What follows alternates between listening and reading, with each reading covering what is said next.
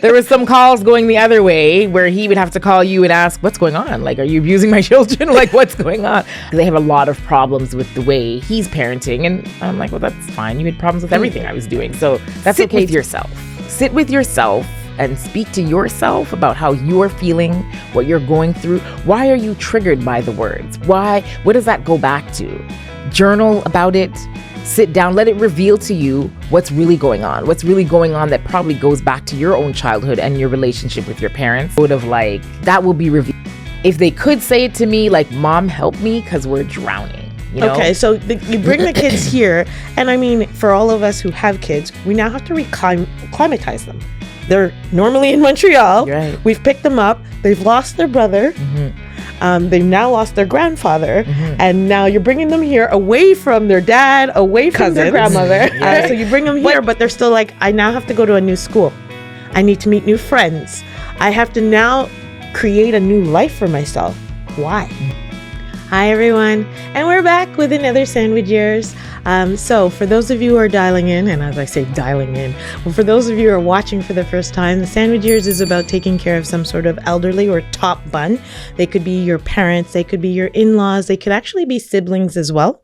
Or if you're taking care of your bottom bun as well. So your bottom bun could be kids, could be nieces, nephews, could also be fur babies as well. Anybody who's dependent on you. And you're in the middle. And so basically you are squeezed and blessed. And so we say you're in the sandwich years. Sandwich years can last quite a bit of time, even after people pass away, because you're dealing with the heavy grief as well. So sandwich years is something that lasts for quite a bit of time. So today I have a friend with me, and my friend's name is Rox. And so Rox, if you can tell everybody who you are, what you do, and why you're here. So I am Roxanne Brown. Why am I here? Well, I was invited to share my story. A little bit about me. I am a program coordinator for Black and racialized families as they navigate the youth justice system. So that looks like many different things. Sometimes I'm going to court with them. Sometimes I'm running my legal clinic where lawyers will give free consultation. It really depends. I have the idea of what I think they need, and then it turns out that, they show me what they really do need, and that's fine too, and we flow through the process. So I appreciate that part of my job. It's my passion, so it's something that I would do whether I got paid or not, and it's been years I've been doing it. I'm from Montreal, you know that. Parlez-vous français? I definitely parle français. Much better than my high school parler French. Okay. Awesome. Okay. Yeah. And so your reality is your mom, you have partner, yep, and you have your mom. Yes. And so let's talk about, so I love the fact that you said your job that you do is something that you would do regardless. And I think from knowing you, it's something that helps you personally. I think so. I don't know if I'm conscious of that. I think that how it started, I've always been that person. And I knew that, I think I was 9 or 10. And then one of my mother's friends asked me like what I wanted to be. And the word that I knew was psychologist. Okay. But like, that's what I lived my whole life. I was always a counselor to all my friends, elementary, high school. And I think I embodied it at such a young age that it just kind of manifested. Okay. And so when I look through, my life, this is where I was to be. Okay. So I'm okay with it. Okay. So let's dive into your life a bit. Where do you want to start? Do you want to start your top bun, bottom buns, side buns, all the buns? I know it sounds odd, eh? Yeah. Let's start with your top bun. So in sense of top bun, let's talk about your parents. Right. With your parents, what's the story there? So my parents were divorced when I was quite young. I was 7 years old. But I shouldn't say but I will say but. My father moved to Toronto through that divorce. And so it was like, it was like a a weekend dad kind of thing, every other weekend dad type of experience. And then he eventually fell sick. I never really explained that and told us that. So that was a process for us. My parents were always best friends, so my mother had to hide the story. But he was battling cancer for years. And that's where it really became very obvious to me that what is this going to look like, taking care of parents? Because I tend to think, and I think maybe a lot of people think, their mothers especially are like superwomen. So it's hard to grasp that, like, there's going to be a time where you're going to have to help her, period. Like, not even help her more, but help her, period. And it was very apparent when my father was ill, and like, it was at the point where he couldn't hide it anymore because he couldn't walk anymore. And I'd come from Montreal here in Toronto and help my siblings take care of him through his last days. And so those last, I think it was like months, for that period lasted for. Within that time, I think I was in a very robotic mode. And it worked out that way because my son had just passed the year before. So I kind of was like, it was kind of like the main thing that really came out of that was when I said to my doctor, is it possible like to take me off the Zoloft? Because I don't really want to be on anything. I just want to do this. I just want to be me and do this and whatever it looks like. So there's down days, that's okay. And she was like, well, no, I can't take you off. Like, your father's dying. Like, this is not the time to do that. And she's like, and generally they don't take you off. Like, if it's helping you, that's not a thing that you eventually wean yourself off of. And that statement, although I was attributing that to coming off medication, it meant everything for my life. Like, okay, there's more coming. So let's backtrack a bit. Yeah. So you're in Montreal. Right. You're living in Montreal. Your son passes away. Your son passes away, and we'll talk a little bit more about that. But dealing with that grief, it's a lot. Yeah. And so you were given medication to help you by a doctor. Right. And so on this medication now, your father is now ill. Yes. And you're sitting there going, I feel, because sometimes, and they say when you're on medication, you're numbing. Like, you're not feeling the feels. Right. You're kind of trying to get through the day, waking up, because you needed that. Yeah. Like, I can't even, the grief from your own child, let alone now you have to deal with your dad, but you're like, I want to feel the feels. I feel numb, and I can't be in this mode with being numb. Definitely. You have your siblings who are helping, but you're like, I need to go. So you pick up and come to Toronto and be around, or you're just coming over and staying there for months? Like, how did it work? It was back and forth. It was a lot of back and forth. And so, I mean, let's talk this through. So now your top bun, your dad, is ill. So you would try to come back so you can have some time, give some relief to your siblings? Is that kind of what you would try to do? Yeah. Because we would all be here at the same time. Okay. Yeah. Because your siblings were in Toronto. Yes, 2. And then I had one from the UK. So she would come back and forth. Yes, yeah. And so, I mean, that's one of the joys of having siblings, is that everybody can get all hands on deck when it's possible. And that's one of the things. If you do have siblings, one of the advice you would say is get together, figure out what roles everyone can play. Luckily, I have siblings as well, and that's what I had to figure out. Yes. What role can everyone play? Definitely. Because sometimes some will play and some won't play, and some don't have the capacity to play, or they're not there. And so if you don't figure that out up front, there's going to be resentment. There's going to be a lot of stuff there. Right. Okay, so you're coming back and forth. You're asking to get off the medication. Doctor's saying, no, we're not doing this. And so you stayed on it? No, I did not. I weaned myself off. You weaned yourself off yourself? Yes. And I'm sure your doctor was just like, what are you doing? Yeah. No, nobody knew. I just did it on my own. When you did it on your own, how did you get through? Like, what were some of the things you did to make sure? Well, I think because the deaths were so close, like, I'd already adopted the robot mode. So a lot of coping was just for the moment that I was in. Okay. It was never, I don't know if it was real coping. In retrospect, that's how I would see it today. I don't know. People would tell me what they thought of what I was doing, but I don't think I had views of what I was doing yet, because it's too soon. It was kind of those things where you're like, too soon. I don't know. I don't know what's going on. I'm just making it through. Too soon. I can't talk about like what it really is. I can only tell you what I'm doing today. Okay. Yeah. Okay. Yeah. And so with that said, so dad passes, you're still in Montreal coming back and forth? Yes. Okay. Yeah. And so dad passes, siblings, we're all hands on deck. We make sure funeral goes well, everything like that. And everybody goes back to their lives. Yes. Okay. Mom's still with us and mom's doing great. Yes. Okay. Very well. And so so you live in Montreal. When do you come to Toronto now? So after that point, once we buried dad, it was just kind of like almost allowing me a chance, at least 1 year, to be with myself and my children. Not really to process grief. There was not much time to do that, or the type of processing that I did later. So I might have said at the time, if you asked me, I would have said, "Oh, like I'm grieving," and not knowing that that wasn't the full process. You were doing pieces of it because that's what you could do, right? Okay. And pieces of it looks like what?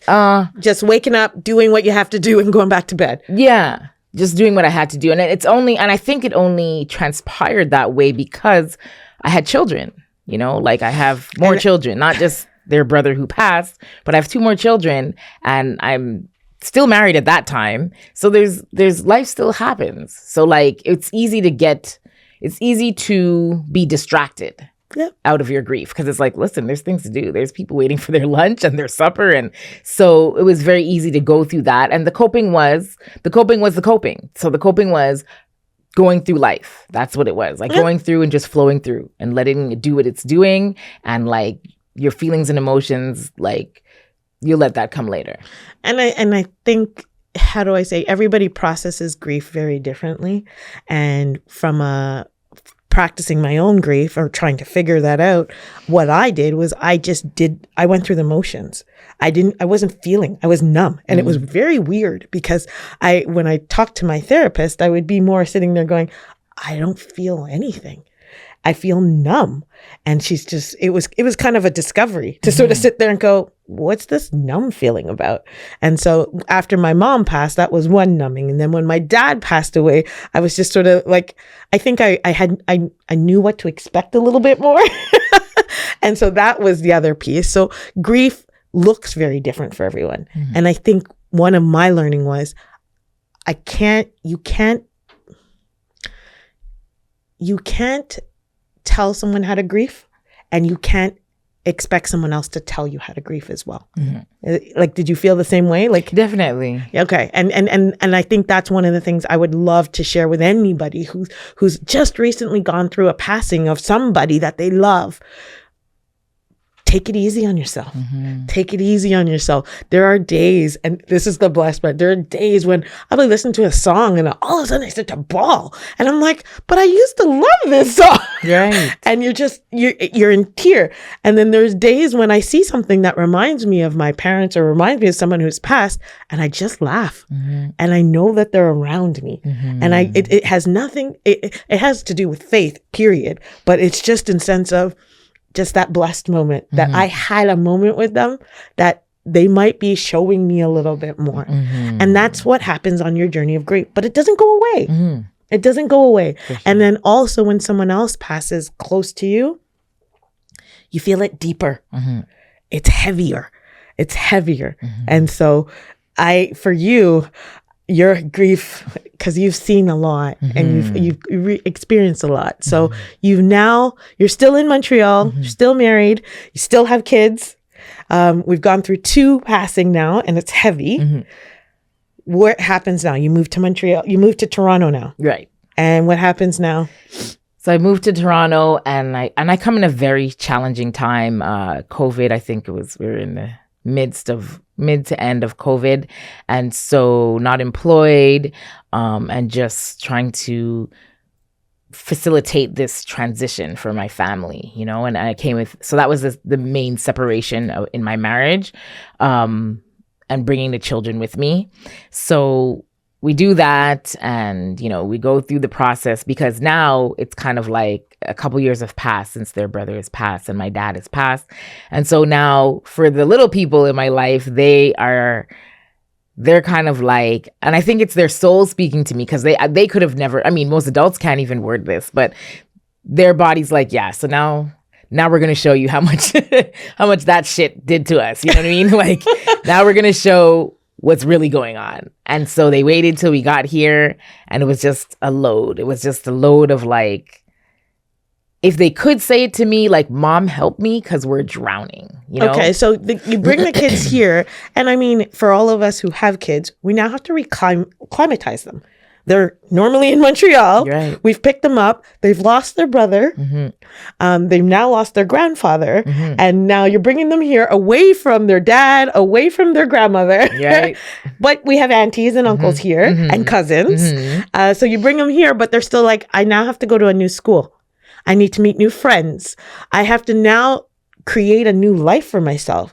Why? And so that's the kind of baggage they bring to you, to sit there and go, we don't even know if we want to be here. Right. And so now you have to deal with that, right? Which was heavy. Which was very heavy, yeah. Because they were going through their own trauma of all the transitions in life. Because I think what hit them the hardest was the divorce process, you know? And,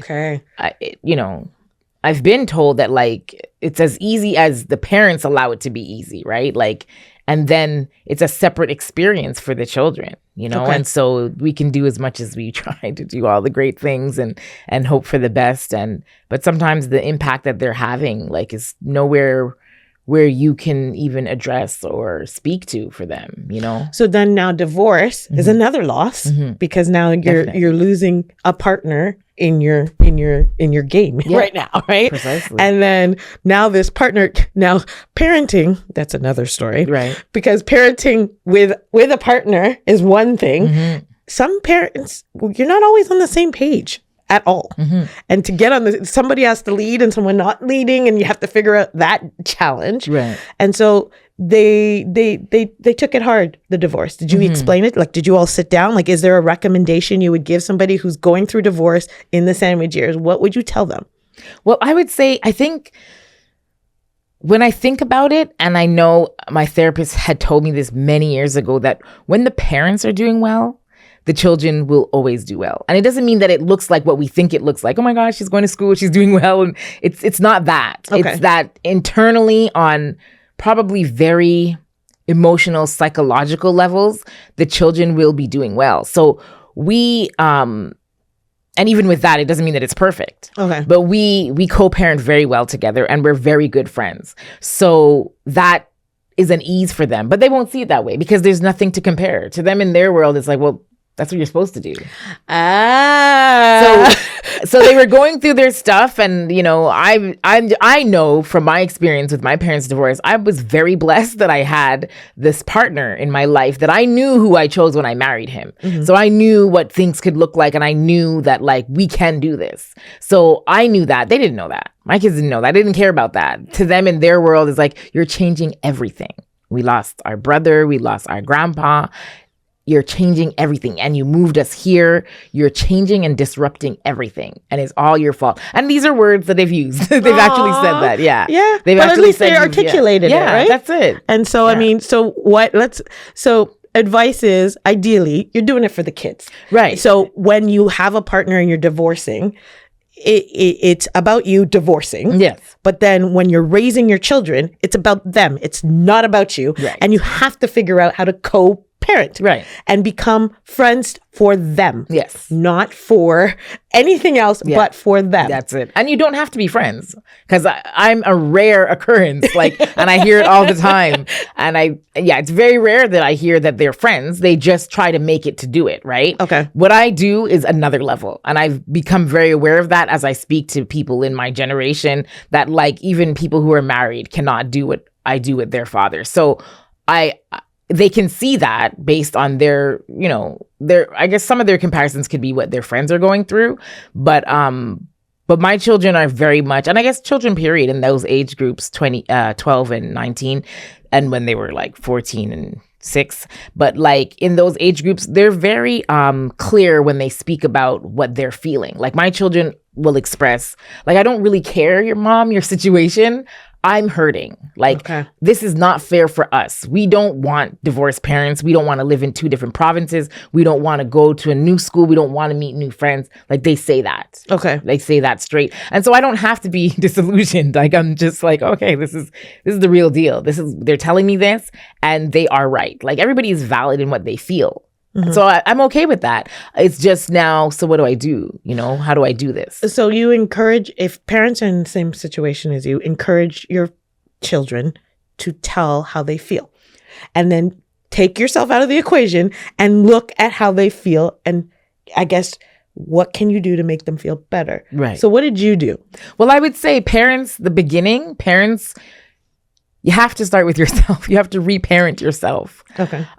Before you even jump into that situation to allow yourself to have your children express the way they really feel. Don't ask it if you know you can't support it. Like, don't do it. Okay. Like, just it's the same. True. If you can't support it, it's the same thing as never saying anything about it. So don't do it. Don't talk about it, not till you are sitting in a place where you've parented yourself and what you're going through. Can you accept that your child's telling you, you divorced my father and that's not fair. And I'm angry at you and you've made all the changes that have made our life crap. Like, if you can't hear that, don't try to hear it. Don't ask. Yeah, for it. if you can't hear that. And even if you, and if it comes, if you have children like mine and it comes anyways, sit with yourself and speak to yourself about how you're feeling, what you're going through. Why are you triggered by the words? What does that go back to? Journal about it. Sit down, let it reveal to you what's really going on that probably goes back to your own childhood and your relationship with your parents.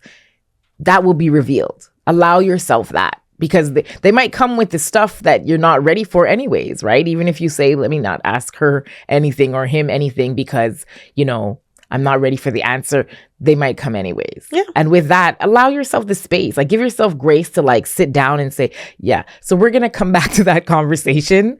I love you and I love that you're expressing what you need to express to me. But I need to come back because I want to be able to support what you're saying. And they can understand that on levels. And they might not be And that's open. what you did. Yes. Okay. So the kids, based on your conversations and all that stuff, they went back to Montreal. Yes, exactly. And where they're thriving now. Yeah. And so you go back and forth. Yes. And everything seems very good for our bottom bun. Right.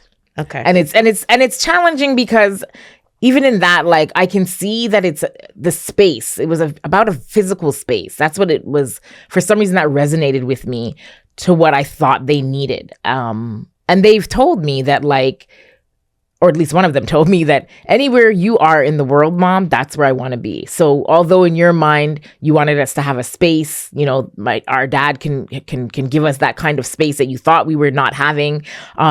Ultimately, we just want to be where you are. And I can understand that. It's a very different relationship, mother and daughter and mother and son. Like, it's a different relationship with that parent.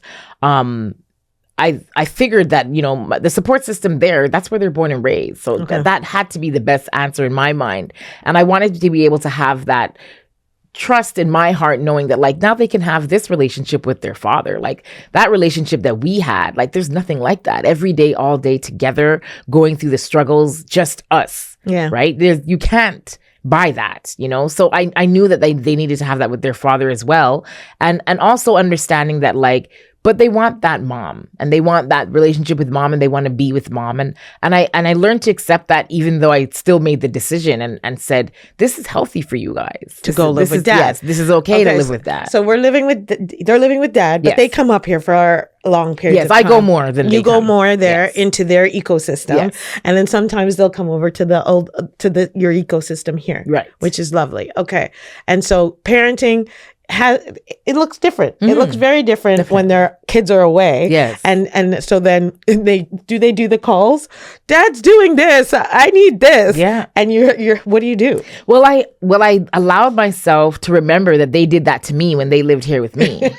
And it's like there was a moment where I was like, well, how could things be this bad there? And then it's like inner being was like, no, Roxanne, hold on. There was some calls going the other way where he would have to call you and ask, what's going on? Like, are you abusing my children? Like, what's going on? I'm like, no, that she just didn't get what she wanted. That's all. And like, it is what it is. So I think that came to me readily available to me when they were doing that, because they have a lot of problems with the way he's parenting. And I'm like, well, that's fine. You had problems with everything I was doing. So that's okay too. Yeah. Just to be able to navigate through what they're saying and realizing it's just some things are painful for them. And this is what it sounds like. And so I'm there to listen, and we're open to doing family meetings. We'll do meetings where like we come together on a conference call and like everybody's allowed to say how they feel. And then, we're there and then we'll go through it with them. Like, well, this is where mommy's coming from. This is where daddy's coming from. And so we try to make sure that that's consistent, because there's always something that they're going to want to say. They get annoyed because we've always had those family meetings. The whole marriage, we had that. So to them, they're like, we're over it. Like we know we speak for ourselves, we assert ourselves. You did your job. Do you really need a family meeting? Yes, we need a family meeting. Yes. So we're all on the same page, and we all know this. So that's one of the tools that you would recommend is Definitely. Try to have some sort of family meeting. And the good thing is we have technology now. So these technology things is we can bring them up on a virtual call, so we can see everyone's faces, everyone's eyes, to be like, don't you roll your eyes at me or something like that. But there's time together still. Definitely. And so this is where technology, I would be like, yay for technology, because it doesn't make it so far away. Right. So they're with grandma. Do they get to see grandma a lot? Yes, much more often, of course. And so they're helping with just I think one of the things that I love about elderly people, when they're with younger people, especially when they're theirs, there's something about it. Yeah. Because they see the mini them, or they see the mini you. And so they do that. That's some of the blessings right now. Definitely. Is that they get to kind of hang out with grandma. Yes. They get to chill with grandma and do stuff in Montreal. Yes. And then they call and tell you the stories. And then when you go over, you try to make sure that they're all connected, kind of. Definitely. Okay. Definitely. Yeah. So those are the blessed moments. Yes, those are the blessed moments. Do we want to talk about what you're doing for yourself, self-care? What are you doing for yourself? Because this is one of the things when you're in the sandwich years, you got to look out for yourself. What do you do?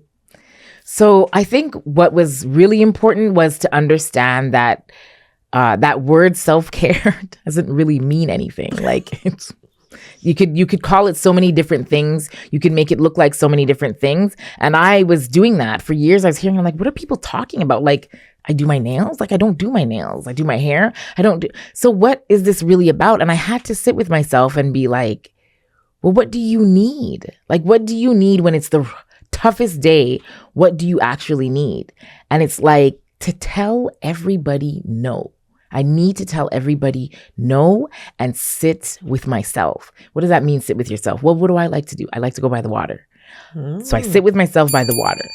As many times a week that I need to, that's what I do. I tell people no now. But it took a lot to say no. It did. Because I'm going to be honest, I think the way we are all taught is that you say yes. You and it's automatic. Yeah, and you can't say no to certain people, especially like your parents. Right. You can't say no to them. What do you mean? Yeah. And when our kids say no to us, it's like, you can't say no to us. Right. But to be quite honest, we should be saying no more often when something doesn't work. And so that's something you put in place now. Yes. And so if somebody asks you something and you're like, I don't really want to do it, you'll be like, not today, or no, or like how is it? Well, it's not even things that I don't want to do. I don't even think I let myself get to that point. I think it's kind of like, well, you're doing 17 things this week. How about we say no now? I don't know if I like it or not. I don't know if it's in my best interest. I just know that your plate is full. Yeah. And that's my perception at the time. So I'm going to say, yeah, I'm probably not going to do that. And so it's kind of like not to have to wait till you're like, oh my gosh, I really can't do it, so I have to say no. Don't wait for that. You can say no way before that. Allow yourself to sit with, okay, well, like, you know what? That's a lot of stuff. Like, allow yourself to look at the things and say, that's a lot of stuff. I'm not going to do anything more. You know? So do you do anything ritually? Like, is that a weekly thing? Like on a Sunday, do you sit down? I'm just seeing if there's a systematic thing that you could put in place, or somebody could take that advice and be like, how do I embed this? No. Right. No. Right.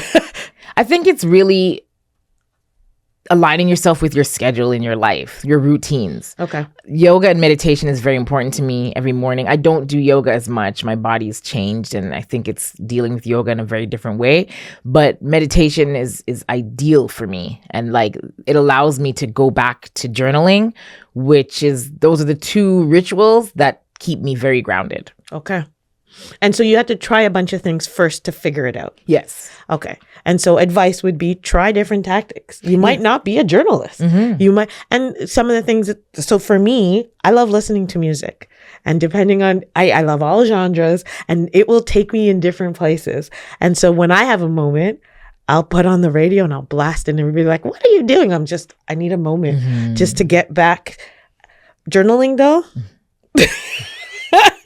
Not sure I'm a journalist, but can I make little notes and can I use stickers? I love using stickers, but stuff like that. I love photos. I love taking photos. I love looking at photos. And so that brings me calm. So it's try different things, and then you'll find something that will help ground you. And you'll have resistance in the beginning. That's what I believe. That's what my experience was, because it's very hard when you don't do those things naturally, right? And it's not readily available to you. It's kind of like, what? Why would I do that? But try all the things first, And even with the resistance, it's probably more reason why you should do it. Okay. Yeah. So try things. So first and foremost, lots of lessons in this conversation. You've got lots going on in your sandwich. And we're super grateful for having you here. What's the one piece of advice that you could give everyone before we wrap up? I would say be the lover of yourself. Love yourself on the levels that maybe some people might align it with what they would have in a masculine relationship or a feminine relationship that's intimate. Be that for yourself every moment that you can, because then that produces and it manifests like the best version of you. Wow, that was heavy. I can't even re-articulate that. I want to be my own lover. That's it. I want to be there's a song. I'm going to find it. Anyways, on behalf of us, thank you so much for coming on the show and talking about your sandwich. There's a lot in her sandwich, so I have a feeling we're going to have her back so she can tell more about her sandwich. If you have any comments or questions, put it in the bottom part put it in YouTube. And so we'll get her back here next year as well for just to tell us how the buns are doing. But thank you.